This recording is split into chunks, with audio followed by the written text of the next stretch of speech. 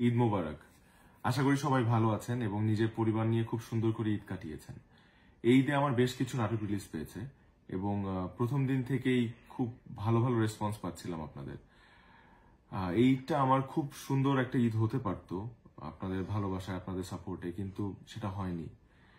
একটা অনাকাঙ্ক্ষিত বিষয়ে আপনারা যেমনটা কষ্ট পেয়েছেন ঠিক তেমনি আমিও কিন্তু কষ্ট পাচ্ছি এবং কষ্টে আছি।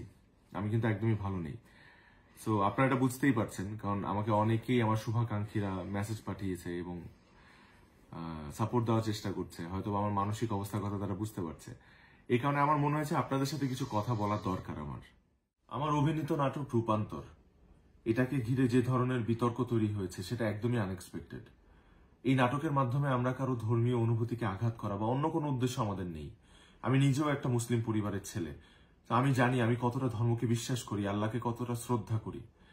তো এই নাটকের মাধ্যমে আমরা কোনো কিছু নর্মালাইজ করা বা কোনো কিছু স্ট্যাবলিশ করা বা প্রমোট করা, এরকম কোনো উদ্দেশ্যই আমাদের ছিল না। জাস্ট একটা ক্যারেক্টার প্লে করার চেষ্টা করেছি এবং সেটার মাধ্যমে এতগুলো মানুষকে আমি কষ্ট দিয়েছি, সেটার জন্য আমি আন্তরিকভাবে দুঃখিত এবং আমি মনে প্রাণে আপনাদের সবার কাছে আমি দুঃখ প্রকাশ করছি। আমি দীর্ঘ 11 বছর যাবৎ নাটক করছি এবং আজকে আমার যে অবস্থান, এটার পেছনে আসলে আমার একার অবদান নেই। অবশ্যই আমার দর্শকের ভালোবাসা এবং সাপোর্টটা ছিল দেখে আজকে আমি এই অবস্থানে আসতে পেরেছি।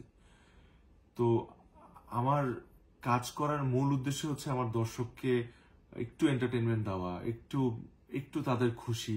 এই কারণে আসলে এত কষ্ট করি আমি। তো এরপর থেকে আমি আরেকটু বেশি সচেতন থাকবো এবং সতর্ক থাকবো আমার চরিত্র বাছাইয়ের ক্ষেত্রে, যাতে তারা কোনোভাবেই মনক্ষুণ্ণ না হয় এবং কষ্ট না পায়।